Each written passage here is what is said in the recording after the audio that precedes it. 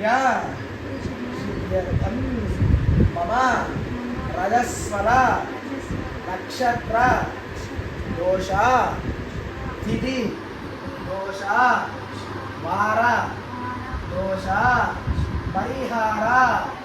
सिद्ध्यर्थं आयुष्य अभिवृद्धि सिद्ध्यर्थं ततादौ शुद्ध्यर्थं वृद्ध्यर्थं शान्त्यर्थं अभ्युदय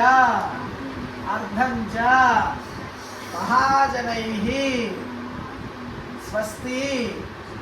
पुण्याः वाचनं करिष्ये అక్షతలు తీసుకుంటూ నీళ్ళు పోసుకుని అక్షతలు నీళ్ళు కలిపి దాంట్లో తమలపాకులు ఆదో అందులో